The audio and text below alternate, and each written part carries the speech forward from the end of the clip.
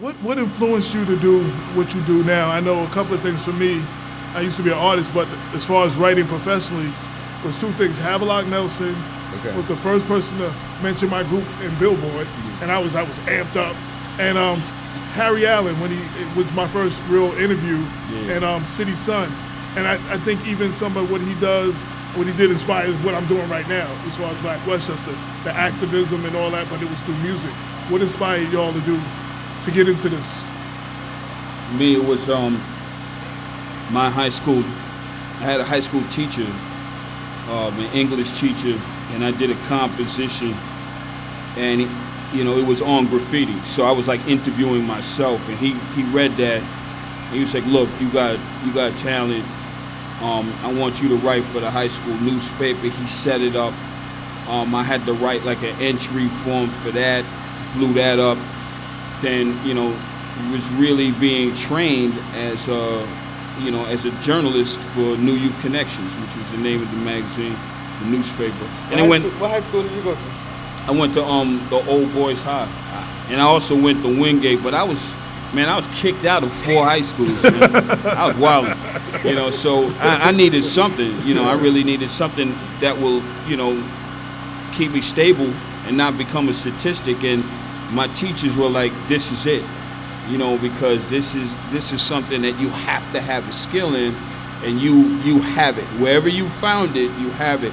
Now I was still writing graffiti, but they had no idea, that underneath the ink stains and all of that there was journalism. But my mom was an English major. She went to Cambridge at 14. So I came up with like the King's English in the house and all of this stuff. But we didn't talk like that out in the street, or we'd get beat up. So, that was my avenue, and to at least to try it. I met somebody that worked with Bill Adler, who worked with Rush. He introduced me to to Russell Simmons when I was like 18, and that was my first job, and that was it. It was just been in ever since. Okay. For me, I had an older brother who drew. So when people ask me when I started to draw, I can't honestly say when. All I know is watching my older brother, trying to be like the older brother. But then it turned out that I could actually draw.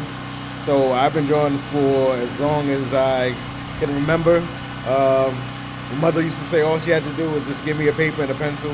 You didn't really need a babysitter. She knows she just put me in the room. Right. And I was good. I wasn't going to bother nobody. Wasn't going to get into no mischief. And then from there, like I said, just being in school, drawing, I think really what really gave me the incentive to keep on was the fact that having my artwork displayed like in a neighborhood library, actually neighborhood bank. They put the artwork in the window. Oh, that's what's up. So walking by and seeing my artwork in the window, it was like, yo. Yeah. That was a good feeling, and that always inspired me to keep at it, for sure. I had actually I used to draw. Okay. I think a lot of us, in the arts, we mix up music, art. We do a lot writing, a lot of that. Yeah. So I had an art teacher here in Mount Vernon High School, Mrs. Beckworth. Okay. She used to be the cartoonist for Mighty Mouse. Really? Yeah. So I was real amped, and when she shielded us because most of us were graffiti artists too. Okay.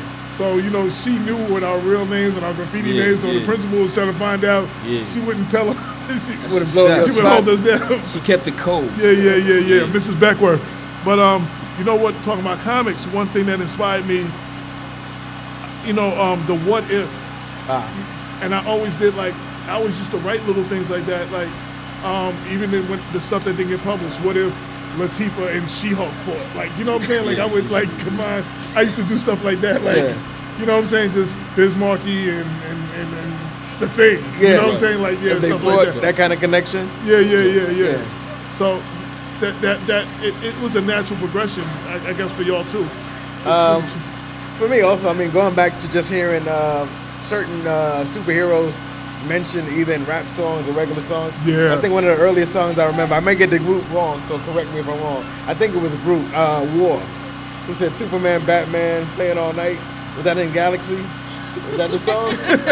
I don't know. No? But I remember that the lyric was Superman, Batman playing. I was like, And just hearing stuff like that, I was like, yo, they put Superman and Batman in a song to a beat. Yeah. And then, of course, Super Rhymes and just different MCs who would just mention superheroes. And I don't know if it was a validation realistically, but just hearing that people musically who I appreciated were mentioning comic book characters, where when I was in school, a lot of the people saw me reading comic books as nerdy and geeky. Right. And here they were in music mentioning it. Right, so you couldn't tell me nothing. I didn't care what nobody thought at that point. But we really felt, I know I did, I felt that I was a comic book character anyway. Me too.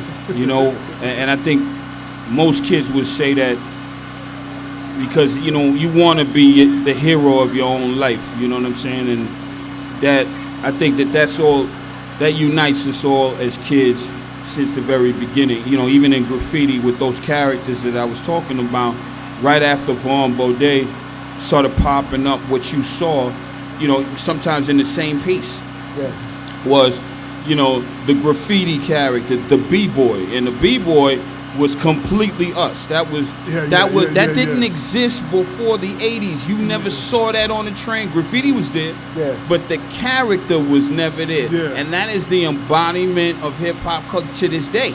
And it was the fat shoelaces in the Pumas. It was the Kango. It was the Kazals. That was us, and you knew it was us. You didn't see that in no book. The Lees and the Montnecks. Right. Shout out to Hip Hop Family Tree, the comic book, because now you'll see those images in there, and now they're more than just standing still or like, cocked in some different, it's movement, it's animated, but you have to see yourself as that character anyway. The only thing is that, again, we had our own uniform. It's the stuff that we were wearing every day. Right. As opposed to, and it was still color coordinated, as opposed to, something else that, we clearly stole out of a comic book. We were writing our own narrative at that point, and it was a part of a mobile art gallery. Absolutely. I would say for me, of course, you had Superman, Batman, white characters, but I think before Power Man and Black Panther, for me, it was watching Fat Albert and the Cosby Kids and seeing the Brown Hornet. Yes. A black character. So for me, it's one of those things where it's incentive. It's like finally seeing somebody who looked like me gave me the incentive to draw people that look like me. Because before that, I was mostly drawing white characters that I saw, So once I saw that, I'm like, yo, I can just be me, draw me, do whatever I felt. And that guided me to where I am, today still. One other point is that while this is going on, like I said, a lot of the best graffiti artists in the city went to art and design, his school. So at night, in any train yard in New York City, you'll see, a small squad of some of the best getting down. And who are they drawing? They're drawing themselves. All right, so you going in class, you have the traditional instruments, to do your pencil art, your pen art, whatever. We're painting with spray paint, man. We're drawing with paint. You know how crazy that is? We're stealing paint. Right. We're spraying paint. This was crazy, and we had it down to a science after years of which paint nozzle has the thinnest spray, I love that. which has the fattest spray. We could draw anything with that, and then colors. Nobody knows colors like us, man. Was it like you going into certain stores and taking caps off of? You take your caps off. What is it? Oven cleaner. Easy oven cleaner. Glass cleaner with the Jif cap, the joint that the wood cleaner. Wood cleaner comes out with a ball like this. Get that, man. I always wondered that back then until I actually watched a couple of people do things. I was too scared of my father to go tagging. You know what I mean? Because you had to sneak out. You had to be out at night. And, West Indian father, I wasn't having that. So I just admired friends who ran out and did that, So piggybacking off what you said about us being characters, if you were a superhero, who would you be? Me, man. Me. what superhero is most closest to you? I think that's an interesting question. Out of all of the comic book that I've seen, the cover that there's only 2 covers that really impacted me, and one was Superman versus Muhammad Ali. That one right there. That's a great cover. That was a super impact. I was like, say what? Yeah.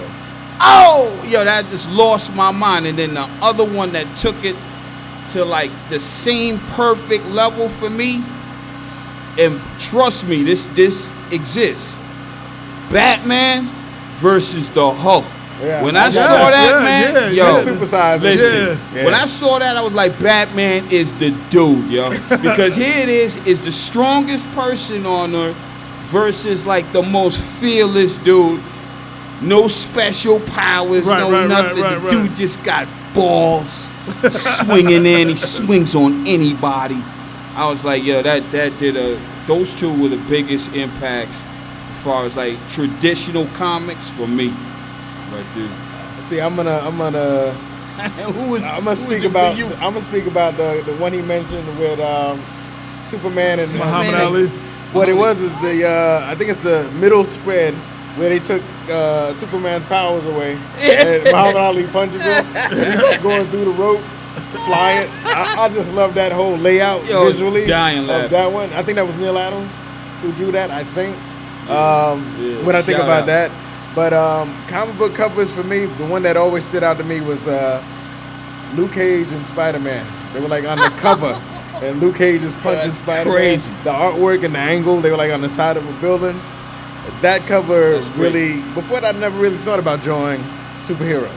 I was just drawing people in general, but that cover made me want to start. They know how to get you, man. Yeah, they know how to get you. They will put together people you would never think about. Like, oh, you gotta have like the what ifs, because the what ifs were always some kind of crazy. I remember what ifs came out when I was like in like 5th, 6th grade, maybe. I think the first one was what if Spider-Man was part of the Fantastic Four or something like that. Yeah. So they had some good issues. Do an issue like that, like he got down. Crazy. It's funny that you remember what ifs. Not a lot of people remember the what ifs. I was a crazy comic book. Okay. Like I was the kid that was slightly mischievous and would end up being on punishment for like the summer. Yeah. You gotta catch up on your comic book. But it was like so I would be drawing and writing, and then my mom would take that from me, and then what would piss her off is, how do you punish a kid who reads? Yeah. Like I would just sit in the room and read. She would be like, go outside. Like, So it was like reverse. Yeah. Yo, so talking about the source, and when I got to know you, what you did was so creative because you actually took the rappers and made them, characters. Yeah. Yo, how did you get into that? What inspired you? What? Well, I tell people this.